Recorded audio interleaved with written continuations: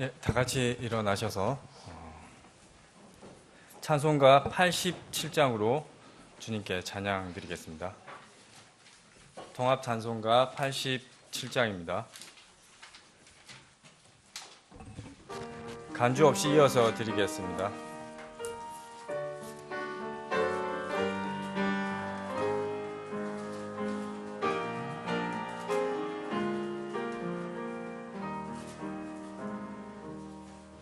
내 주님이 입으신 그 옷은 참 아름다워라.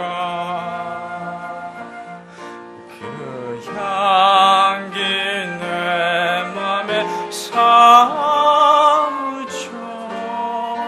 내 기쁨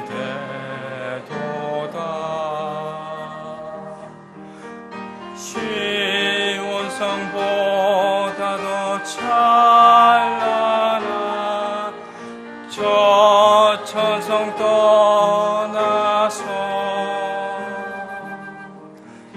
이 천한 세상 오신 주 참 내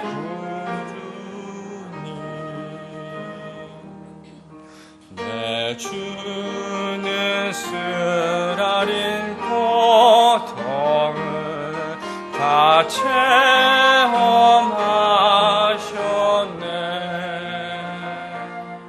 주 지신 십자가 대할 때 나 눈물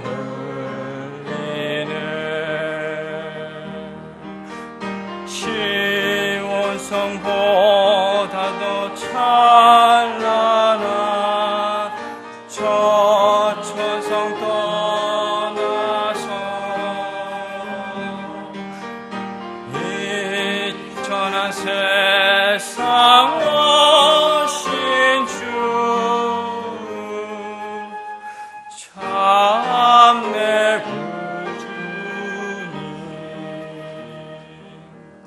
내 주님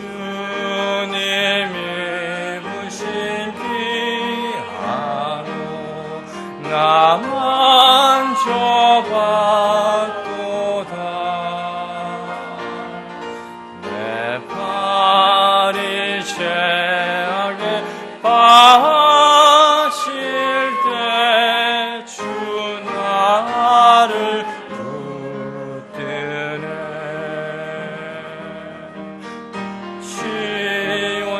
시온성보다 더 찬란한 저 천성 떠나서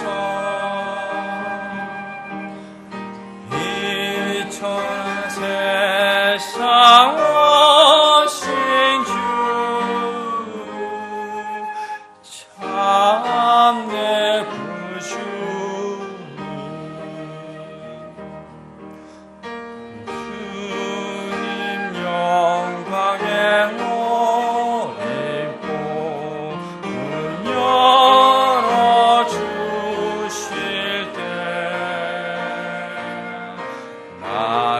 주님 나라에 들어가 영원히 살겠네.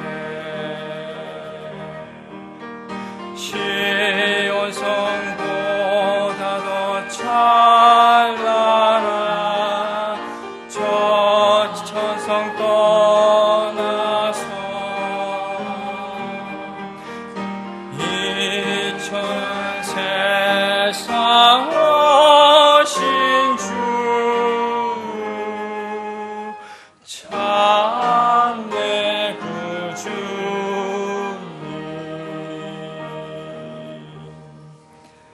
아멘. 예, 다 같이 기도드리겠습니다. 살아계신 하나님 아버지, 주님의 복된 날에 우리를 불러 모아주시고 거룩하신 주님을 찬양하게 하시니 감사를 드립니다. 우리의 온 마음을 다해 우리의 산소망 되시는 주님을 찬양하길 원합니다. 우리의 찬양과 경배를 기뻐 받아 주시옵소서.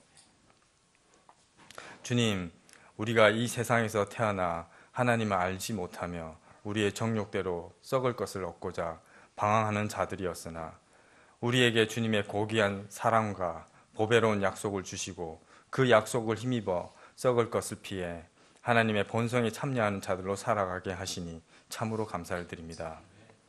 그리고 우리를 그리스도와 공동 상속자로 삼아주신 놀라운 주님의 사랑과 은혜에 찬양을 드립니다. 이 예배의 중심에 계신 주님께 기도드립니다. 이 모임의 안정적인 장소를 위해 계속적으로 기도드리고 있습니다.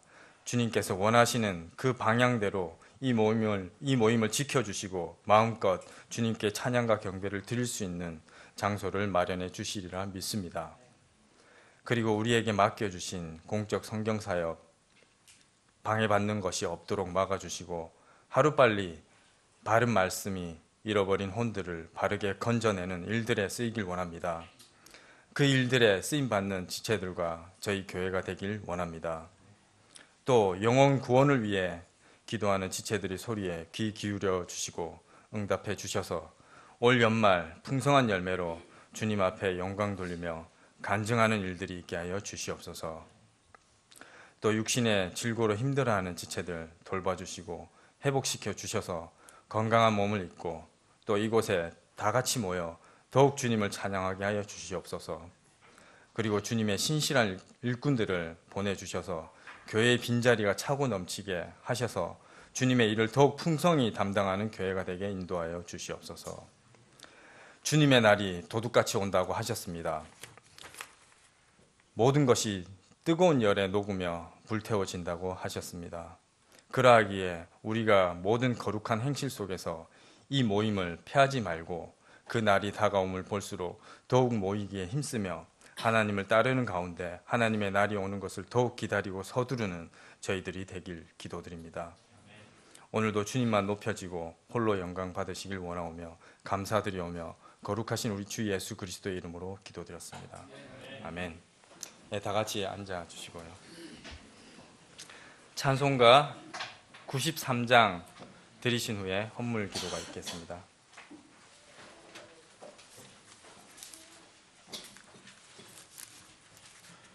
찬송가 93장입니다. 간주 없이 이어서 드리겠습니다.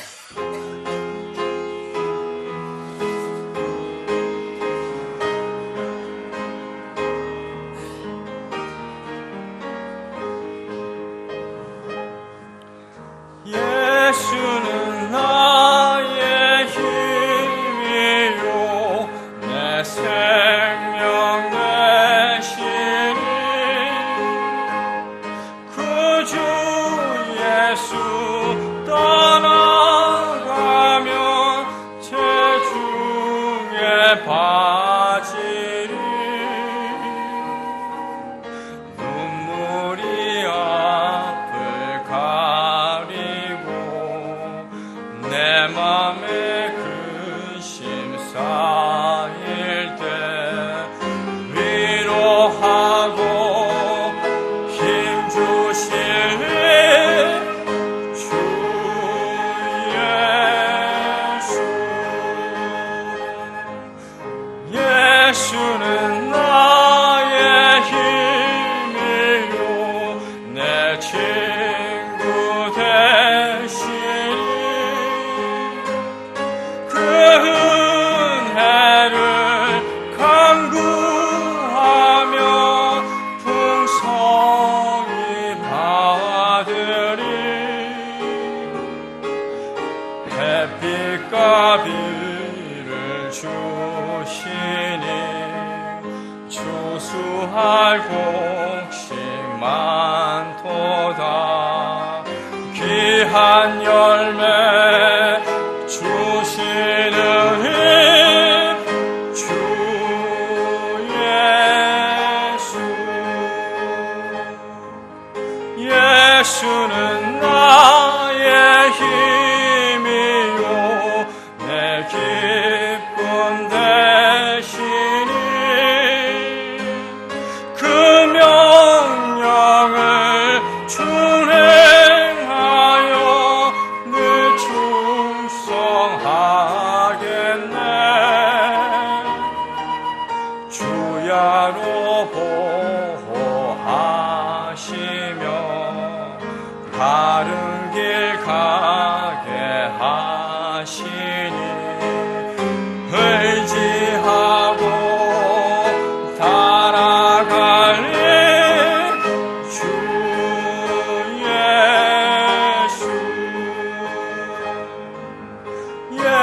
예수는 나의 힘이요 내 소망 되시니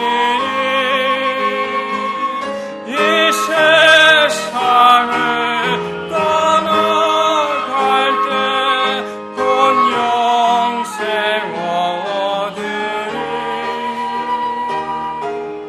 한없는 복을 주시고 영원한 기쁨 주시니 나의 생명 나의 기쁨 주 예수. 아멘.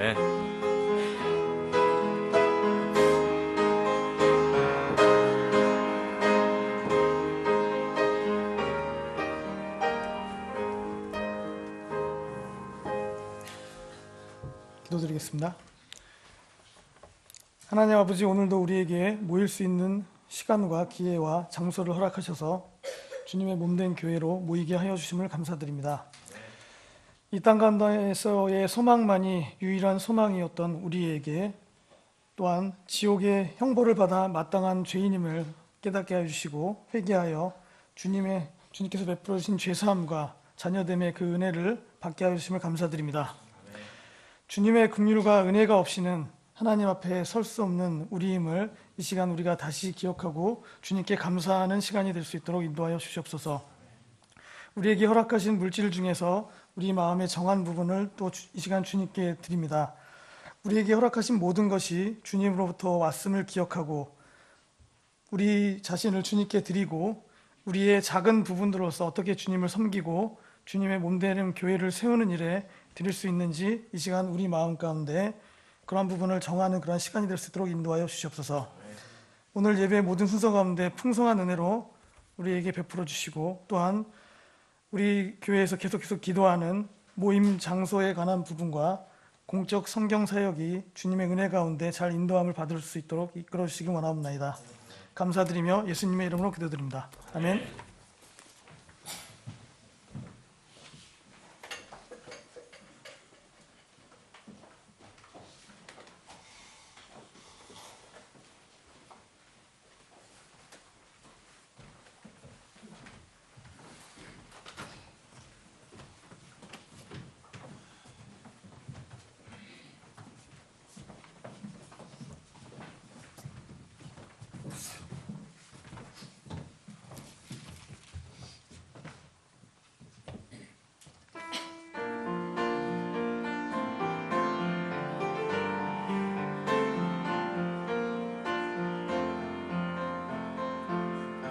나 주를 멀리 떠나서 큰 고통 당할 때 저 죄의 노예 되어서 늘 소망 없었네. 그러나 주님 달리신 갈보리 십자가 내 죄로 인해 흘린 피 그 사랑 보았네. 나 이제 주의 것이니 오 귀한 나의 주 값없이 주신 선물로 참 소망 넘치네. 오 내가 무얼 드려 그 은혜 갚을까. 다만 주님께 감사해 주의 사랑 찬양해. 내 모든 죄를 깨닫고 주 앞에 엎드려 주님의 긍휼 그 이름 부르짖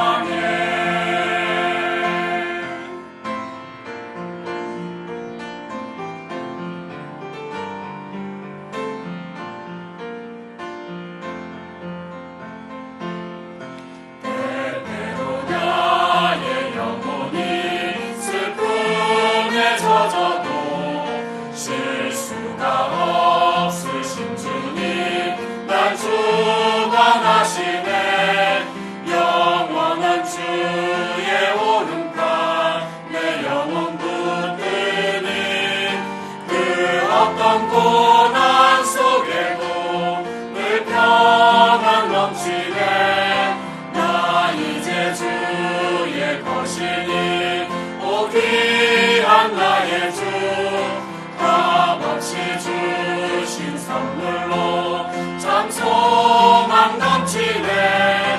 오 내가 무얼 드려 그 은혜 갚을까. 다만 주님께 감사해 주의 사랑 찬양해.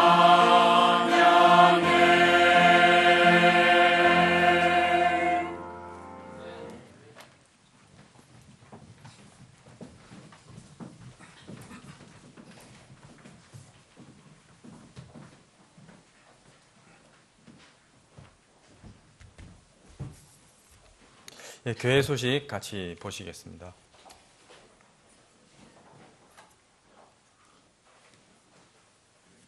예, 첫 번째로 공적 성경사역 관련하여 법인은 인가가 났지만 아직 법원 등록 절차가 진행 중입니다. 법인 회원으로 참여하신 지체분들은 오늘 서류 작성에 모두 협조해 주시기 바랍니다. 다음으로 앞으로 1년 동안 기도할 두 가지 기도 제목이 있습니다. 첫 번째 기도 제목은 우리 교회가 자가 건물을 확보하는 것과 또는 인상되는 임대료를 감당할 재정 확충을 위한 기도입니다. 건물주로부터 1년간 임대료 인상이 유예되었습니다. 안정적인 모임 장소 확보를 위한 또 아이디어를 다 같이 모아 주시기 바랍니다. 두 번째 기도 제목은 공적 성경사역 준비와 출범을 위한 기도입니다. 사탄 마귀는 어떻게든 바른 말씀이 흘러나가는 것을 방해를 할 텐데요. 그 방해를 잘 극복하여 주의 말씀의 자유로운 행로를 위한 사역이 하루빨리 출범될 수 있도록 기도해 주시기 바랍니다. 수요일 기도회와 주일 모임 그리고 각 가정 및 일터에서도 기도해 주시기 바랍니다. 다음으로 내일 10월 16일에는 오산 빅토리 침례교회에서 독립침례교회 사역자 친교 모임이 있고 모레 화요일 10월 17일에는 인천 마라나타 침례교회에서 목회자 성경 독해 모임이 있습니다. 두 모임을 위해 기도해 주시기 바랍니다. 다음으로 금년 마지막 달 12월에 예정된 행사 알려드리겠습니다. 12월 매주일 12월 3일 그리고 10일, 17일, 24일, 31일 요 5번의 주일 모임에는 금년도 하나하나 전도운동 결산 및 전도 초청 집회로 모이겠습니다.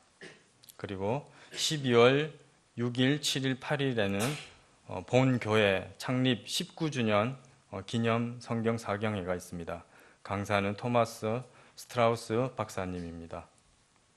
그리고 12월 10일에는 교회 창립 감사 예배 및 제3회 서울침례신학교 졸업식이 있습니다. 그리고 12월 25일은 전도 대상자 초청 찬양대 찬양 발표 및 성도 교제의 날로 모이겠습니다. 그리고 12월 31일은 2017년 교회 회중 총회가 있습니다. 네, 참고하시고요. 마지막으로 10월 셋째 주 성경 암송 구절 같이 합독하도록 하겠습니다. 시작하겠습니다. 나는 선물을 바라지 아니하며 오직 너희 회개 장부에 넘치게 될 열매를 바라노라. 빌립보서 4장 17절 말씀. 아멘.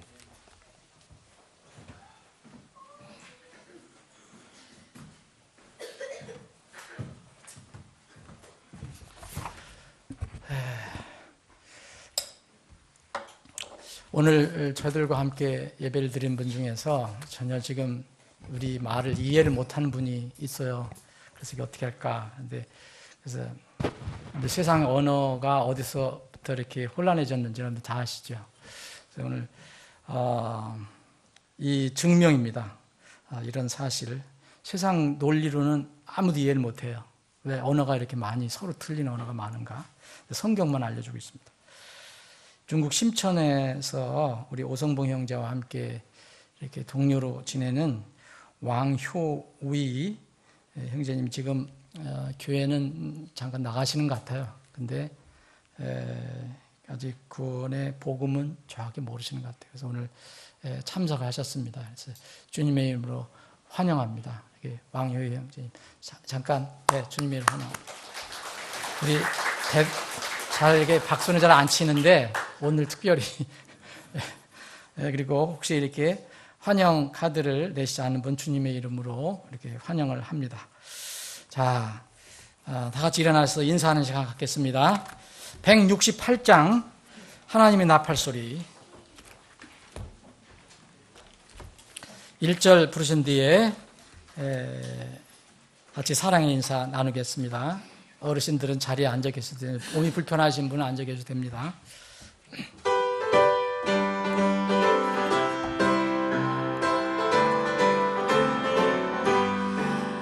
하나님의 나팔 소리 천지진동할 때에 예수 영광 중에 구름 타시고 천사들을 세계 만국 모든 곳에 나르며 구원 얻은 성도들을 모으리. 나팔 불 때 나의 이름 나팔 불 때 나의 이름 나팔 불 때 나의 이름 부를 때에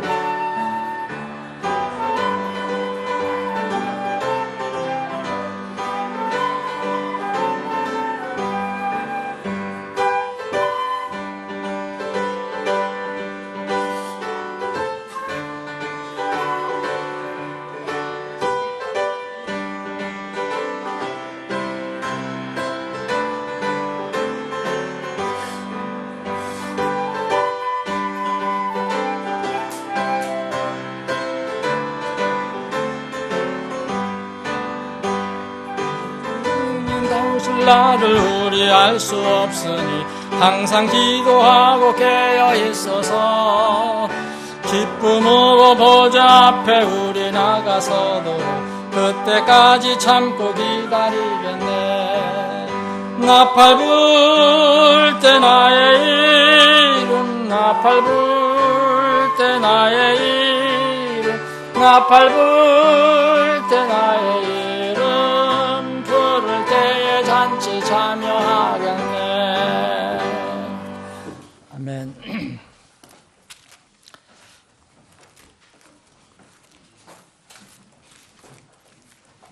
자, 오늘 함께 나눌 하나님 말씀은 구약 성경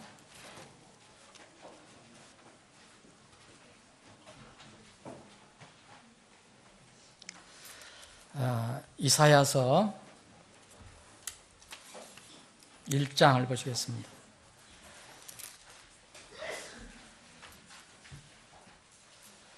구약 성경 이사야서 1장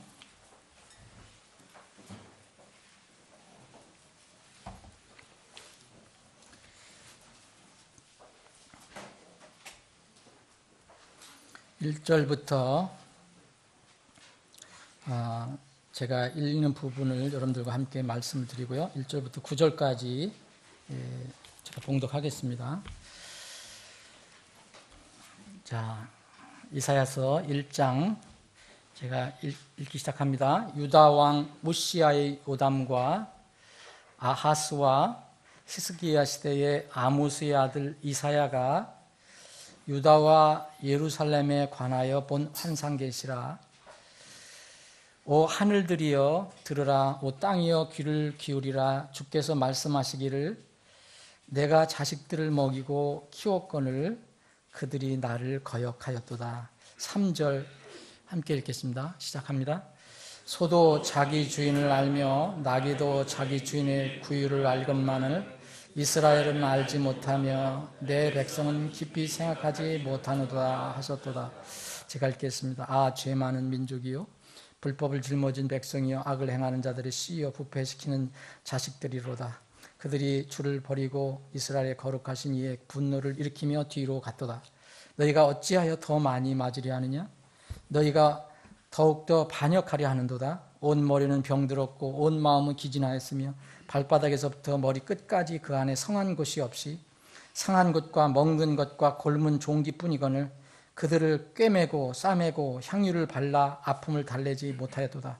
너희의 나라는 황폐하게 되고 너희의 도시들은 불에 탔으며 너희의 땅은 너희 앞에서 낯선 자들이 삼키며 낯선 자들이 뒤엎은 것 같이 황폐하게 되었고 시온에 따른 포도원의 원두막같이 오이밭의 오두막같이 포위당한 도시같이 남게 되었도다. 만군의 주께서 우리를 위하여 아주 소수의 남은 자를 남겨두지 아니하셨더라면 우리가 소돔같이 되고 고모라같이 되었으리로다. 아멘. 아버지 하나님, 오늘도 저희들에게 맑고 좋은 복된 주일 허락해 주셔서 구원의 기쁨과 감격 감사로 주님을 경배할 수 있게 하시니 감사합니다. 이 시간에 저희들이 주님께서 우리에게 선포해 주시는, 들려주시는 생명의 말씀을 듣고자 합니다. 우둔한 입술을 가진 인간이 선포하지만 이 말씀이 하나님께서 주신 기록된 그 성경 안에 있는 말씀이라면 우리가 사람을 바라보지 않고 하나님을 바라보며 하나님의 입에서 나오는 말씀을 내 생명으로 받고 그 앞에 부복하는 시간이 되게 해 주시옵소서. 오직 이 예배 시간 주님의 이름만 높여지고 주님께만 영광이 돌려지고 우리는 주님께서 준비하신 그 은혜를 누리는 시간이 되게 해 주옵소서. 거룩하신 예수님의 이름으로 감사 기도합나이다. 아멘. 오늘 이 이사야서 1장 읽은 부분은 이사야서 전체의 어떤 주제라고도 할 수가 있습니다. 이 부분은 지금 이미 여기에 황폐하게 되었다. 앞으로도 될 것이다. 이것은 이미 서서히 이제 이스라엘은 멸망의 각오가 있는 그런 상황에 있습니다.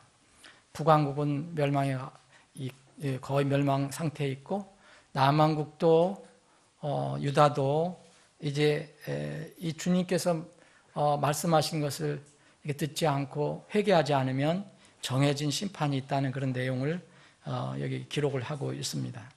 특별히 이사야서 1장에서는 하나님께서 이스라엘 백성과의 관계를 집중적으로 이렇게 부각시켜 주십니다.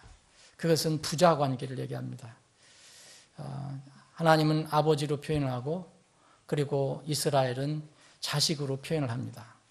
그런데 자식이 부모를 거역하는 겁니다.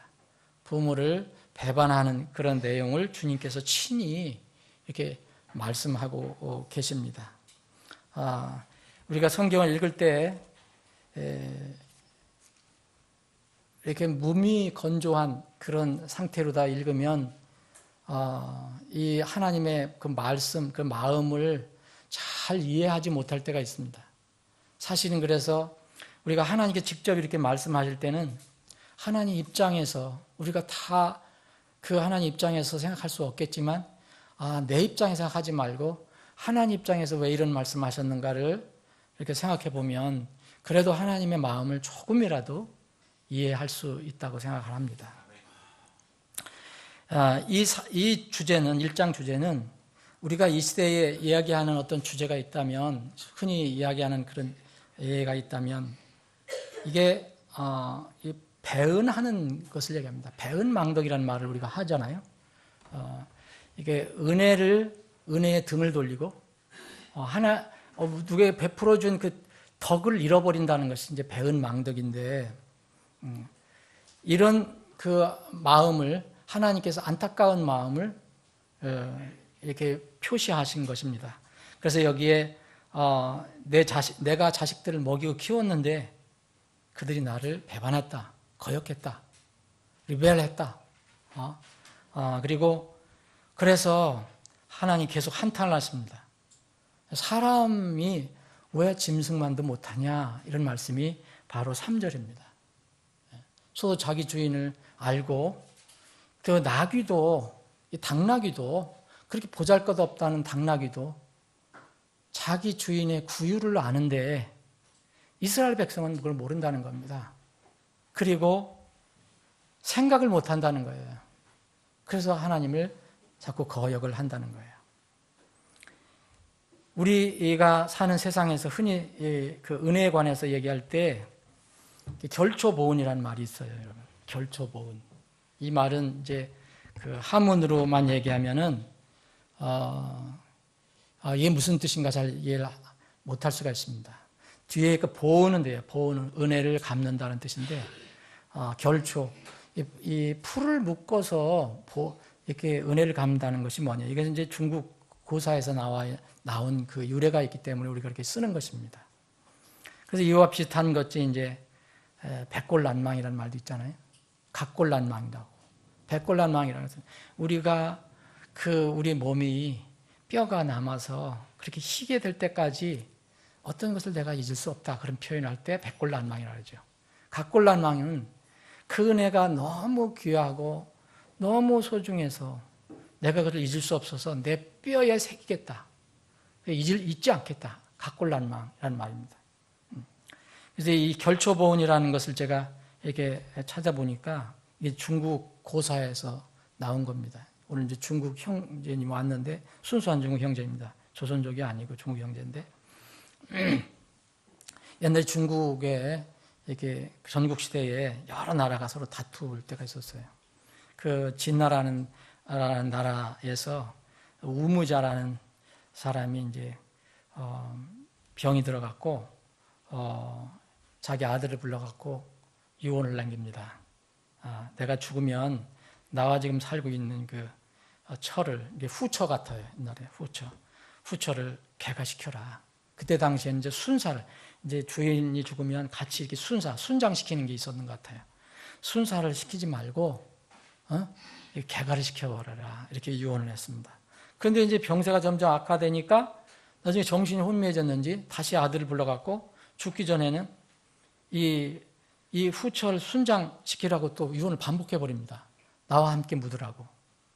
그런데 이 아들이 이게 아버지가 이렇게 얘기했다가 또 이렇게 얘기하는데 이걸 어떻게 해야 될까? 그래서 고민하다가 아버지가 맑은 정신으로 얘기할 때 그 유언한 것이 맞을 것이다, 그래갖고 그러니까 자기가 근데 서모죠. 서모를 개가시킵니다. 순장을 면하게 하는 거죠. 죽음을 면하게 하는 겁니다. 그래서 그걸로 이제 잊어버리고 있었는데, 그 후에 이제 여기 이 사람이 속했던 나라와 옆에 나라가 싸움을 하게 됐는데, 옆에 나라가 이제 침공을 했습니다.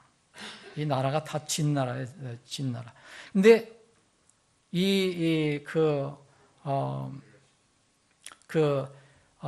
왕명을 받들고서 이 사람이 이제 아버지는 죽고 군사를 거느리고 이제 상대방 적과 이제 싸우는데 거의 죽을 뻔한 상태가 된 거예요.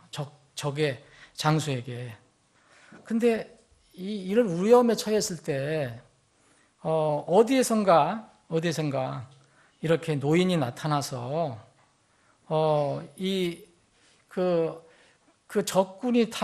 적장이 탄 말이 넘어지게 해요. 근데 어떻게 넘어지게 하냐면 적장이 탄 말 앞에 풀을 다 이렇게 묶어갖고, 그 억센 풀을 다 묶어갖고 그걸 넘어지게 해요. 그게 걸려갖고. 그래서 이 아들이 그 적장을 사로잡는 이제 개가를 올리게 되는 거죠. 그런데 그날 밤에 그 사람 꿈에 한 노인이 나타나서 뭐라냐면, 나는 당신이 제가를 시켜준 그 딸아이의 아비입니다. 그래서 내 딸을 살려준 그 은혜를 내가 잊지 못해서 뼈에 깊이 새겨서 각골난망이 돼갖고 언제 은혜를 갚을까 하다가 그렇게 풀을 엮어갖고 이제 당신을 죽이려고 하는 적장을 이렇게 넘어뜨리게 된 겁니다. 그런 이제 이야기를 했다는 겁니다. 여기에서 이제 결초보온이라는 게 나온 거예요. 풀을 묶어서 은혜를 갚았다. 근데 이 반대 말은 배은망덕이거든요. 배은망덕. 이건 정말 그 은혜를 모르는 거예요. 그렇게 은혜를 받았는데도 오히려 나중에 잊어버리는 거는 물론이거니와 해치기까지 합니다. 은혜를 끼친 사람을 해치기는 아닌 거예요. 이것도 뭐 고사에서 이렇게 나왔다고 하는데 뭐 이런 그 이야기는 참 많이 있습니다. 그런데 이런 세상에 이런 어떤 이런 상황, 이런 풍조가 지금 마지막 때일수록 더 많이 일어난다는 거죠. 근데 이것은 주님께서 마지막 때에 일어날 현상 중에 하나라고 또 예언을 해 주셨어요. 하나님의 은혜를 배신한 이스라엘은 바로 마지막 때에 이 세상, 그리고 사람들, 심지어는 교회, 그리스도인이라고 하는 사람들까지도 어떻게 될 것이냐를 보여주는 어떤 그 무서운 예언이라고도 볼 수가 있습니다. 여러분, 성경에 개가 많이 나와요. 여기 오늘은 뭐가 나왔습니까? 소하고 나귀가 나왔어요. 그래서 소는 주인에게 충성하는 그런 그 동물로 다 나옵니다. 그리고 당나귀는 아주 보잘것없는 그 우둔하고 어리석은 그런 동물로다가 표현을 해요. 근데 여기 이렇게 동물을 가축을 짐승을 주님께서 예를 들으시면서 얘기하는 거예요. 소도 자기 주인 안다. 좀 신실한 소라도 신실한 이 자기 주인을 아는 소도 자기 주인을 알고 그 머리가 나쁘다고 하는 우둔하다고 하는 나귀도 자기 주인의 구유를 안다. 구유를 안다는 것은요. 구유는 이게 노새 이제 나귀에게 주인이 밥을 주잖아요. 여물을 주잖아요. 소에 여물을 주잖아요. 그럼 어디다 줍니까? 구유에 주잖아요. 그건 뭐냐면 구유를 안다는 것은 이 내 음식 내가 먹는 것은 바로 내 주인이 주는 거다. 이걸 안다는 거죠. 주인이 나에게 이런 은혜를 베풀어 주는구나. 머리 나쁜 우둔한 나귀도 그것을 안다는 거예요. 그런데 불구하고 이 이스라엘은 이걸 모른다는 거예요. 그리고 오히려 내가 이들을 먹이고 키웠는데 그들이 나를 대적한다는 거예요. 나를 거역한다는 거예요. 이게 주님께서 오늘 이사야서 1장에서 말씀하시는 핵심입니다. 성경에 여기 개는 얘기 나오지 않았지만 개라는 그 짐승이 나와요.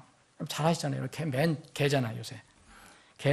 개는 여러 가지 찾아보니까 개는요, 여러 가지 그 의미로 나와요. 실제 집을 지키는 파수꾼 역할하는 개도 나오고, 그래서 이스라엘 백성이 이 개의 입을 막으려고, 그래서 하나님께서 이 이스라엘 백성 대언자들에게 너희들은 가서 하나님 말씀을 가지고 전해라 그랬는데, 이 이스라엘 백성의 대언자들은 말을 하지 않습니다. 그래서 하나님께서 뭐라 하셨냐면 너희들은 말 못하는 개다 그랬어요.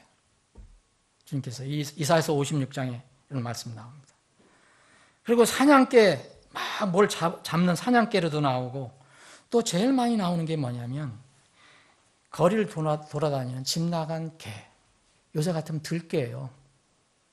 들개인데 성경에서는 이 개가 사람을 이렇게 먹는 거로 나옵니다. 곳곳에 나와요.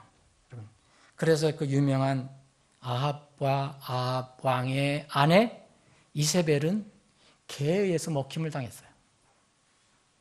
처참하게 죽고 하나님의 예언대로 가장 악한 왕, 가장 악한 부부지요. 아합 왕은 죽고 나서 피를 흘렸을 때 개들이 와서 피를 핥아먹어요. 그리고 그 안에 이세벨은 개들이 먹어버려요.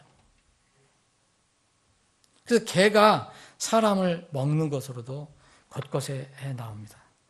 또 개는 경멸의 대상이에요.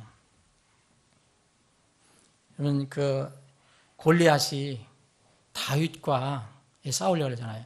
아니 자기가 기대한 그래서 덩치라도 좀 있고 건장한 친구가 나올 줄 알았더니 조그만 친구가 나와서 막대기를 하나 들고 나오는 거예요. 부지깽이 같은 막대기 하나 들고. 그러니까 너무 기가 차잖아요. 이 골리앗이. 에? 그랬더니 내가 막대기를 들고 나오니 내가 개냐? 이렇게 묻거든요. 막대기로 개를 쫓으려고 하는 거냐? 내가 개냐? 이렇게 묻습니다. 굉장히 경멸의 대상으로 얘기하는 겁니다. 그래서 곳곳에서 이렇게 이 개는 경멸의 대상으로 얘기합니다. 주님께서도 이걸 쓰셨어요. 신약에 오셔서. 마태복음 7장에 보면 복음 진리를 함부로 던지지 말라. 막 대적하고 막 반역하고 있는 사람한테 먼저 복음 주지 마라.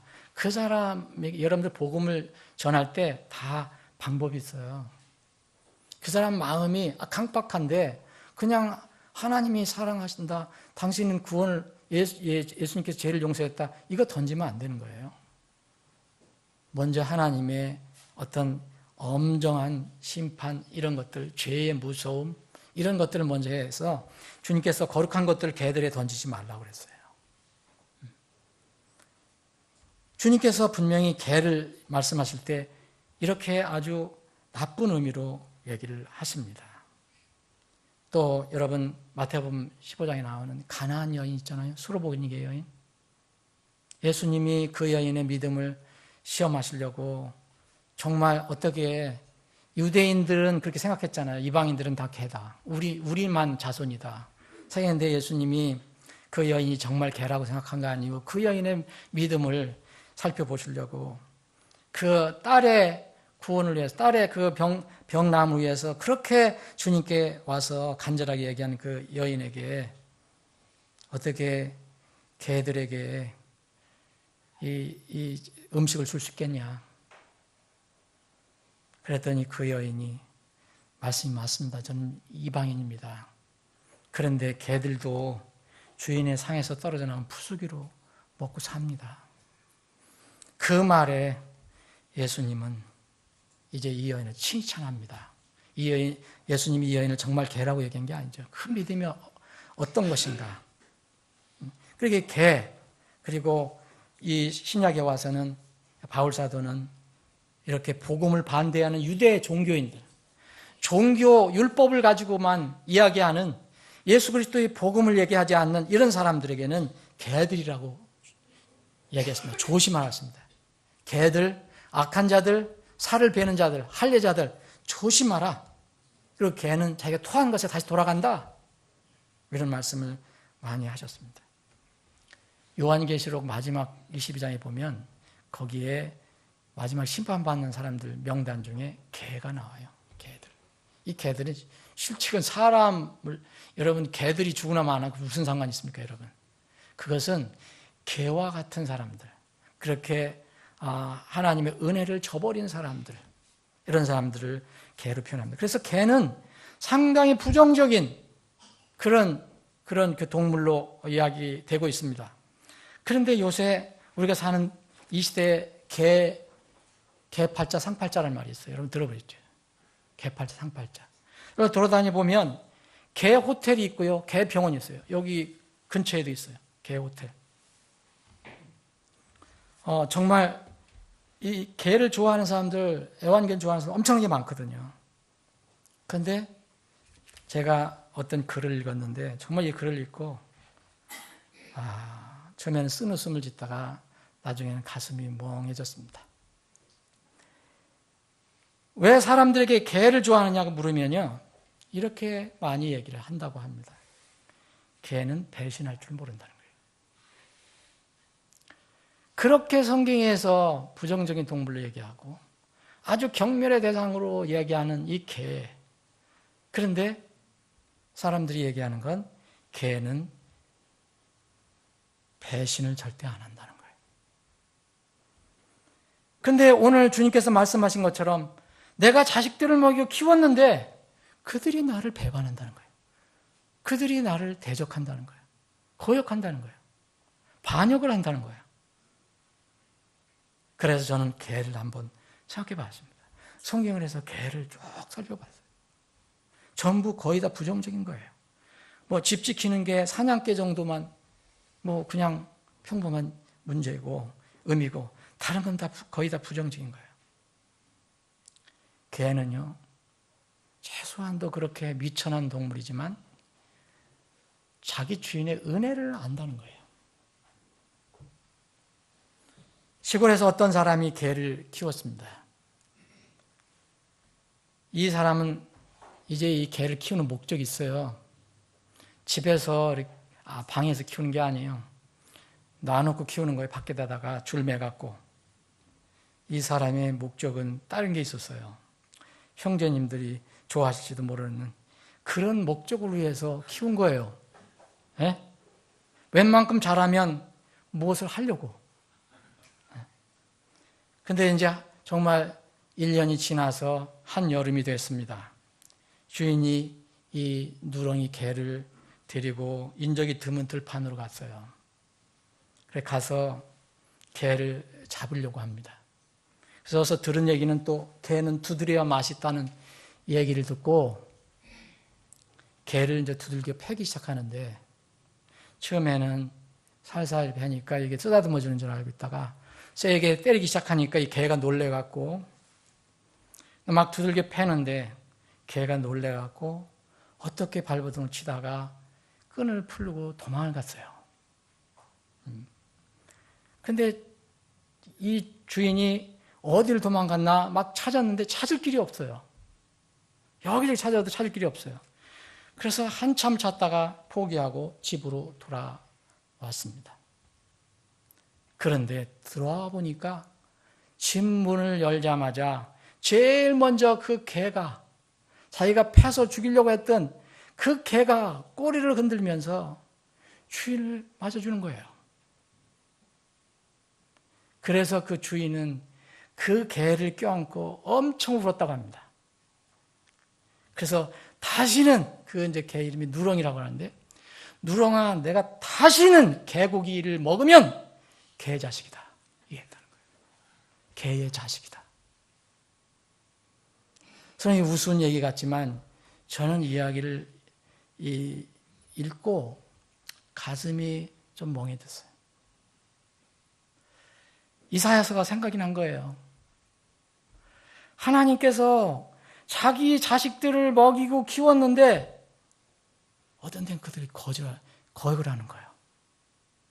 부모를 거절하는 거예요. 거역을 하는 거예요. 그러면서 주님께서 친히 소도 자기 주인을 알고 그 자기 나귀도 자기 주인의 구유를 안대. 내가 키운 내가 이제까지 보호해주고 내가 선택해주고 내가 택해주고 여기까지 보호해준 이 이스라엘은 이걸 모른다. 내 백성은 전혀 생각을 못한다. 그러면서 주님께서 말씀합니다. 너희들은 참 죄가 많다. 불법을 짊어졌다. 그런데 주를 버리니까 하나님을 버리니까 이스라엘의 거룩하신 이는 분노를 일으킬 수밖에 없다. 곧 심판하실 수밖에 없다. 너희들 둘 자리에 앉아. 응? 가만히. 그래서 하나님이 한탄을 하시는 장면이 여기 나온 겁니다. 여러분, 하나님이 이렇게 말씀합니다. 만일 만군의 주께서 우리를 위하여 아주 소수의 남은 자를 남겨두지 아니하셨더라면, 이건 이스라엘 입장에서도 얘기하시는 거 아니에요. 어떻게 되겠다고 했습니까? 남겨두지 아니하셨으면 소돔과 같고 고모라 같이 되었으리라. 이 유황 뿌리 내려서 다 멸망되었을 것이다. 주님께서 남은 자를 남겨두셨다. 사랑하는 여러분, 하나님의 은혜를 대신한 이스라엘은 하나님께서 그 아주 미천한 동물과 짐승과 비교해서 말씀을 하셨습니다. 여러분, 우리가 하나님 입장에서 이런 글을 읽을 때 하나님의 심정을 조금이라도 이해할 수 있습니까? 여러분 편에서 생각하는 게 아니라 하나님의 입장에서. 그러면 이렇게 얘기할 수 있습니다. 하나님께서 나에게 해주신 게 뭔데? 근데 구원을 받았다면 여러분 절대 그렇게 생각하시면 안 됩니다. 구원이라는 그 의미를 여러분들이 안다면 그렇게 생각하면 안 돼요. 우리는 흔히 눈에 보이는 물질 세계 환경에서만 생각을 해요. 하나님께서 이것도 해결해 주시지 않고 저것도 해결해 주지 않고 내가 왜 이 상황으로 지내고 있는가? 그런데 여러분들이 정말로 진실로 구원을 고백했다면 여러분 그 구원이 뭡니까? 하나님께서 친히 우리의 몸을 입고 내려오셔서 우리의 죄를 위해 십자가에서 피 흘려 죽으신 거예요. 그 죄 때문에 하나님의 피 아니면 죄를 용서받을 수 없기 때문에 아들을 보내셔서 우리를 대신해서 피 흘려 돌아가시게 하신 거예요. 주님께서 십자가에 달릴 때 엘리 엘리 라마 사박다니 이렇게 외치셨어요. 아버지의 명령을 따라서 오신 분이 나중에 인간적으로 인성을 가지고 있기 때문에 너무 고통스러워서 얘기를 하십니다. 나의 하나님, 나의 하나님, 나를 왜 버리시나이까? 여러분, 하나님 아버지께서 그 태초에서 계셨던 하나님 아들을 여러분들과 저를 위해서 십자가에서 죽게 하시도록 놔두셨다면 도대체 그게 무슨 사랑입니까? 여러분들 그 사랑 이해할 수 있습니까? 그 신비 이해할 수 있습니까? 우리는 날마다 하나님 사랑, 하나님 은혜 얘기해요. 여러분, 이 복음을 진실로 아는 사람은, 이 구원을 정말 리얼하게 가지고 있는 사람은 다른 거 다 없어도 주님께 감사할 수 있습니다. 정말 상황이 어떻든 간에 내가 지옥불에서 건진받았다. 내가 영원히 거기에 떨어져 살 수밖에 없는데 거기서 내가 건진받았다 생각하면 여러분 무엇 다른 걸 가지고 주님께 불평할 수 있겠습니까? 우리가 감사를 못 드리고 은혜를 못 느끼는 것은 바로 구원의 그 진실함, 복음의 진수를 몰라서 그런 겁니다. 그냥 듣는 대로 머리로다만 그래 내 죄를 위해 죽으셨대. 예? 내가 그래서 구원 받았대. 구원 받았대가 아니라 내가 받았다고 얘기를 할 수 있어야 됩니다. 이스라엘 백성은 이걸 모르는 거예요. 출애굽의 그 놀라운 사건, 이 조상들로부터는 들었지만 그것이 자기들 것이 되지 않는 거예요. 들은 지식이에요. 머리로만 가지고 있어요. 근데 무슨 감사가 나옵니까? 당장 환경이 어려워지면 금방 불평불만인데 금방 물이 없다, 목마르다, 불평불만. 하나님이 살아계시냐 죽었느냐, 먹을 것이 없다, 하나님께서 굶게 안 하셨거든요. 먹을 것 주고 입을 것 주니까, 또 마실 것 주니까 애굽에서 나 먹던 그 고기, 왜 고기는 왜 안 주시지? 불평불만합니다. 이것이 사람이에요. 이스라엘의 모습은 어떤 면으로 우리의 모습입니다. 세상 마지막 때, 조금 전에 말씀드린 것처럼 세상 마지막 때 징조, 현상 중에 하나, 여러 가지가 있는데 그 중에 하나가 사람들이 은혜를 배신한다는 거예요. 여러분, 지금 이 시대에 지식과 물질은 엄청나게 늘어나고 있습니다. 그런데 바른 마음과 윤리, 도덕은 점점 사라지고 있어요. 종말의 징조예요. 현상 중에, 정말 현상 중에 하나입니다. 배신, 배반, 은혜, 이 은혜를 저버리는 일들이 아주 쉽게 일어나고 있어요. 마지막 때를 예상해서 이미 대언자 미가는 그렇게 고백을 했어요. 예언을 다 해놨어요. 여러분 미가서 7장을 나중에 한번 찾아보십시오. 예수님이 직접 또 예언을 하셨어요. 마태복음 10장을 보겠습니다.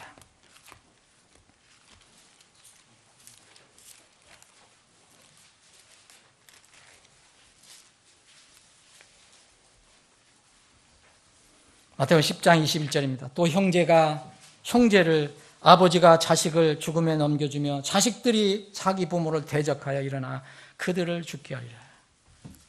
혼돈입니다. 특별히 자식들이 자기 부모를 대적하여 일어난다 그랬어요. 배은입니다. 망덕입니다. 이러면 부모도 자식도 부모를, 이런 일들 마지막 때에 일어난다고 얘기했습니다. 한번 눈으로 확인해 보십시오. 마태복음 24장.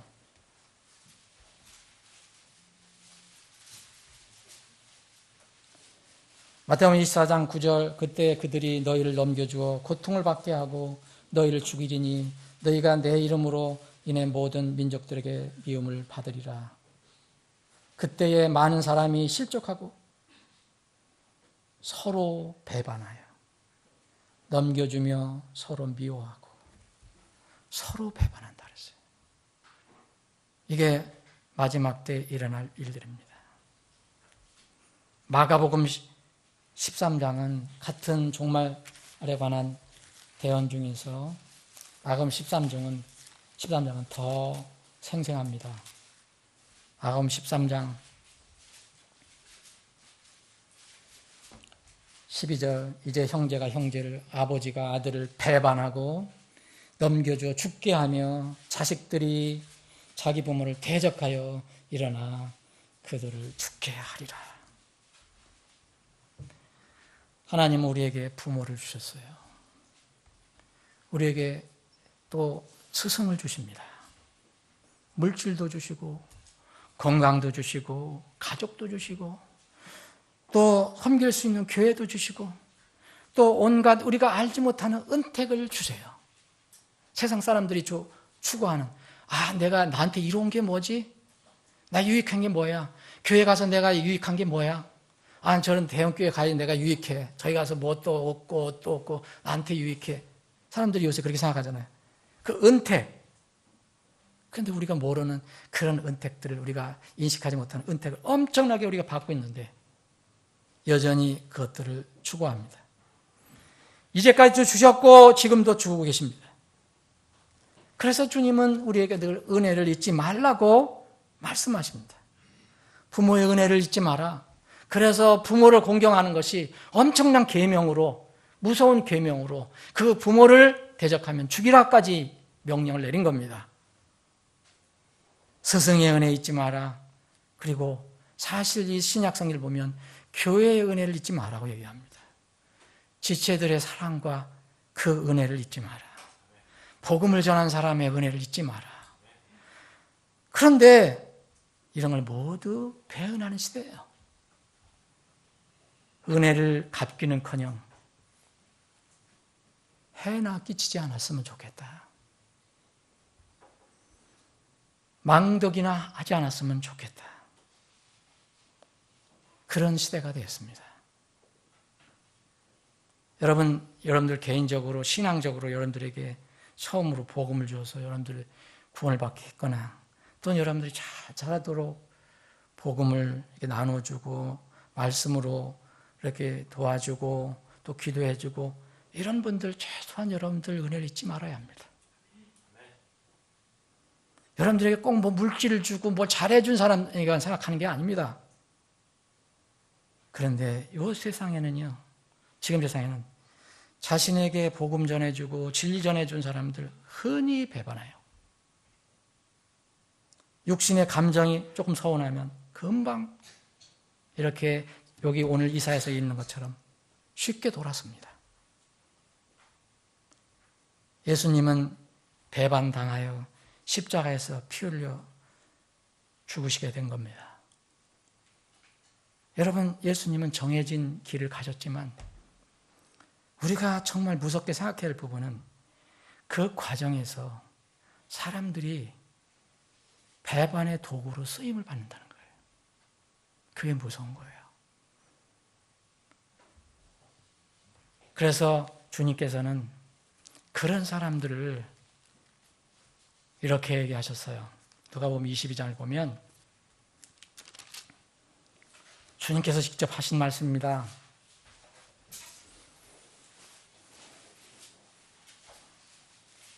이제 이 마지막 그리고 최초의 만찬이면서 마지막 만찬에 주님께서 제자들에게 얘기하신 거예요. 누가복음 22장 21절에 보면 그러나 보라 나를 배반하여 넘기는 자의 손이 나와 함께 상위에 있도다. 가룟 유다를 지칭하시는 거죠. 진실로 사람의 아들은 정해진 대로 가거니와 예수님은 하나님의 계획대로 갑니다. 근데 그를 배반하여 넘겨주는 그 사람에게는 화가 있으리로다. 여러분, 왜 정해졌는데 정해진 대로 하나님께서 정해진 대로 예수님이 돌아가시는데 왜 예수님께서 그렇게 얘기하셨을까요? 나를 배반하여 넘겨주는 사람, 그를 배반하여 넘겨주는, 인자를 배반하여 넘겨주는 그 사람에게는 화가 있다. 나는 정해진 대로 가지만. 이거 무엇을 얘기합니까? 우리 삶 속에서 우리는요, 하나님의 계획이 정해진 어떤 삶 속에서 하나님의 영광을 위해 쓰여지지 않고 하나님을 대적하는 도구로 쓰임받을 수가 있다는 겁니다. 그런 사람들에게는 화가 있다고 얘기합니다. 사랑하는 여러분, 오늘 이사야서에 있는 그 말씀처럼 여러분들 얼마든지 주님의 이 아픈 마음을 이렇게 읽을 수 있는 성경 구절이 참 많아요. 특별히 얼마 전에도 살펴본 것 같은데 에스겔서를 보면 지금 수요일날 에스겔서를 지금 공부하고 있는데 에스겔서는 하나님의 아픈 마음을 이해해야 됩니다. 에레미야도 마찬가지고. 여러분 에스겔서 8장을 보면 하나님께서 에스겔을 눈을 뜨게 해주셔서 어디로 데려가세요? 직접 데려가시는 거예요. 환상을 보여주시면서 직접 데려갑니다. 근데 그곳이 어디냐 하면 들판도 아니에요. 이방 땅도 아니에요. 예루살렘 한가운데 성전 아니에요. 여기 성전 깊숙이 뭐가 자리 잡아 있냐면 우상 숭배가 있었어요. 우상이 들어차 있었어요. 하나님께서 자기가 영광으로 이렇게 임재하시는 그 장소로 만들어주신 그곳에 사람들이 나중에는 배반해갖고 배언을 해갖고 하나님을 무시하고 하나님 대신 이방 우상을 갖다 세워놨어요. 성전 깊숙이. 그거를 하나님, 사람들은 모릅니다. 그래서 에스겔에게 그걸 보여주세요. 에스겔을 데리고 가서. 여러분 주님의 마음을, 여러분 이렇게 하시는 주님의 마음을 이해합니까? 정말 주님이 가슴이, 마음이 어떠하셨을까? 예, 하나님께서 친히 에스겔을 데리고 예루살렘으로 가셔서 그 중에서도 정말 성전 안쪽에 들어가서 질투의 형상, 그 우상이 자리 잡은 곳으로 들어가서 보여주십니다. 하나님의 영광이 있는 그곳에. 그리고 점점 더 가증한 일을 보여주세요. 점점 더 깊이 들어가세요. 성전 안에. 마정에는 이 지도자들이 우상숭배하는 것을 보입니다. 그 안에서. 그리고 또 일단의 여자들이, 자매들이 엉뚱한 하나님을 예배하는 게 아니라 단무술을 위해서 이방, 이교도 의식을 거행하는 것을 봅니다. 우는 의식. 더 가증한 것은요, 25명 정도가 여러분 성전 깊숙이 해서 하나님을 등을 지고 우상인 해를 향해서 태양을 경배하는 내용이 나옵니다. 이것을 하나님께서 아무것도 모르고 있는 에스겔에게 알려주세요. 그런 눈을 뜨게 되는 거예요. 에스겔. 여러분, 이렇게 하시는 하나님의 마음이 얼마나 아프시겠습니까? 사랑하는 여러분, 이것이 옛날 이스라엘의 얘기 아닙니까? 이스라엘은요, 유월절을 겪었지만 사실 이스라엘 한 사람 한 사람이 구원받는 건 또 다른 문제였어요. 그런데 이 시대의 여러분들과 저는 뭡니까? 예수님께서 친히 우리를 위해서 십자가에서 못 박아 돌아가셨어요. 모든 것을 다 내려놓으시고 우리를 위해서 바쳐주셨어요. 여러분, 이스라엘 사람과 비교할 수 있겠습니까? 여러분, 진실로 구원이라는 것의 그 의미를 압니까? 구원을 받은 뒤에도 날마다 호흡하고 하나님 보호심을 받고 긍휼 속에 살아가요. 그래서 시편 기자는 시편 103편 2절에 보면 온 내 호나 주를 찬송하며 그분의 모든 은택, 베네핏, 모든 은택들, 복수형입니다. 그것을 잊지 말지어다 그래요. 여러분, 믿지 않는 사람들도 마찬가지예요. 지금 해를 쪼여주시지 않고 좋은 날씨 주시지 않고 이런 곡식을 여물게 하지 않으시면 어떻게 됩니까? 다 하나님 은택이에요. 그런데 하나님 대적하는 거예요.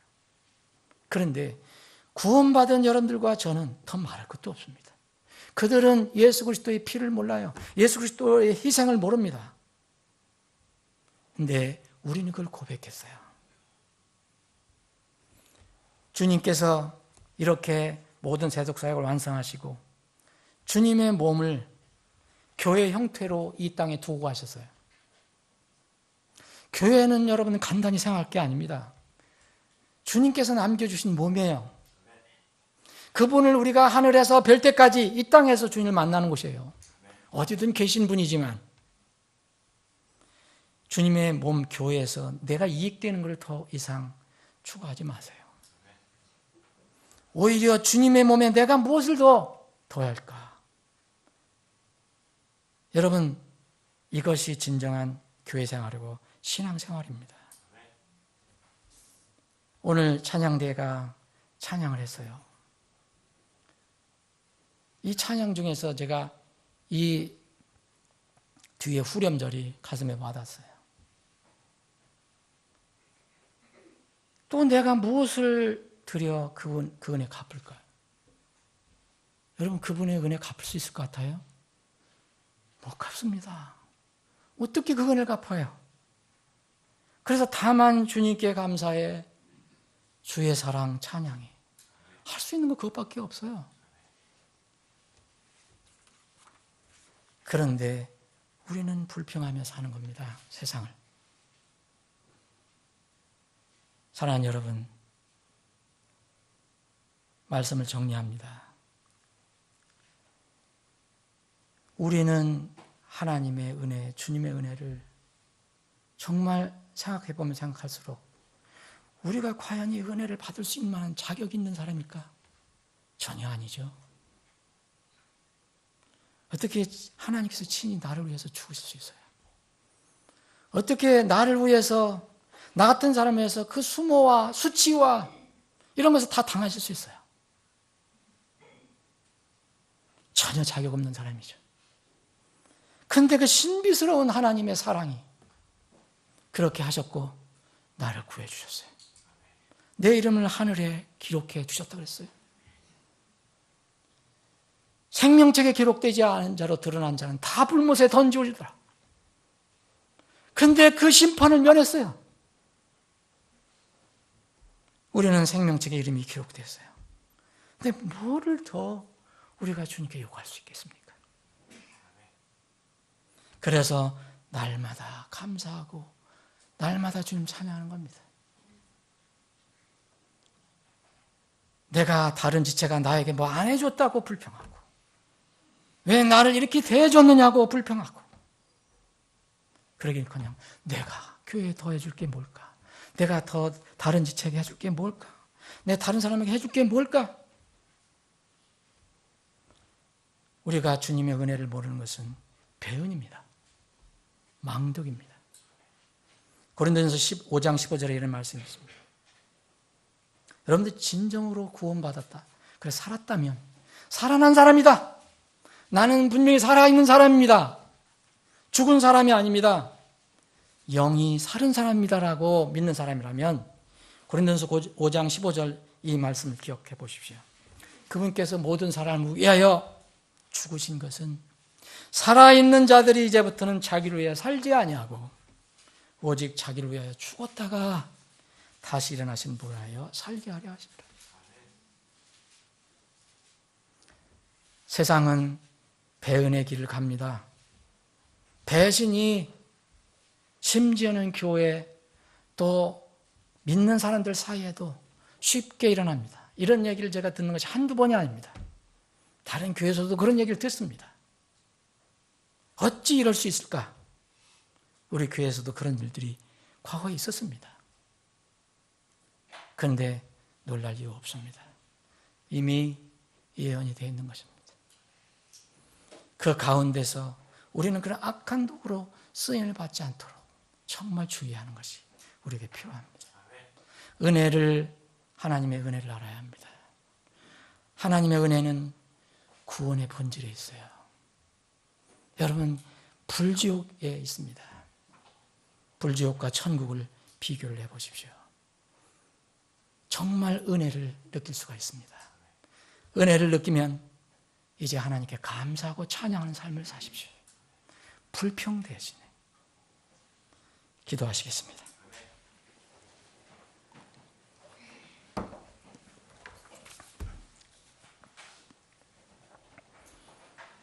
잠깐 기도하는 시간 갖겠습니다.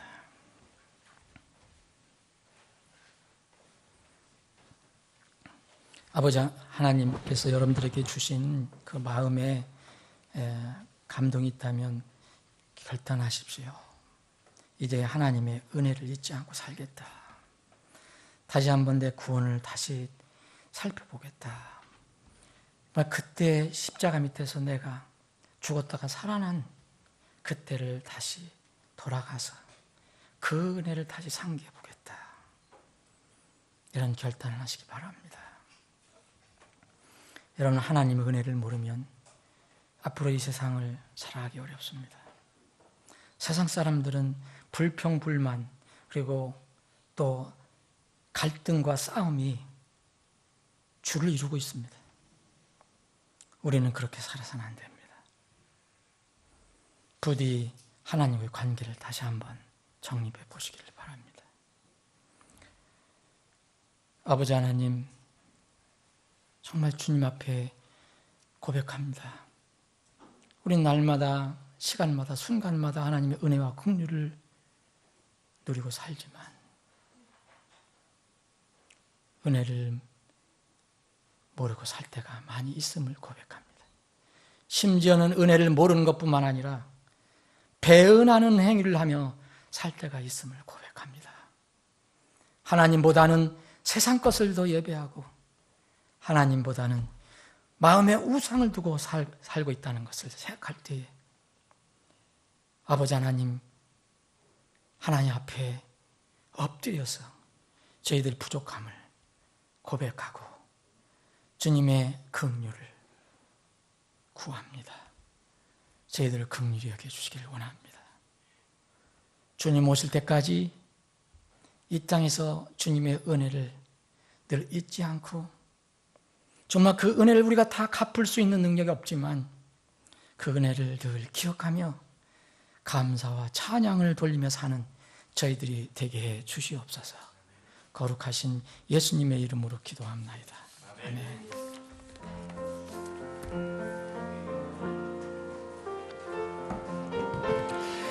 잠깐 말씀을 드리겠습니다. 여러분들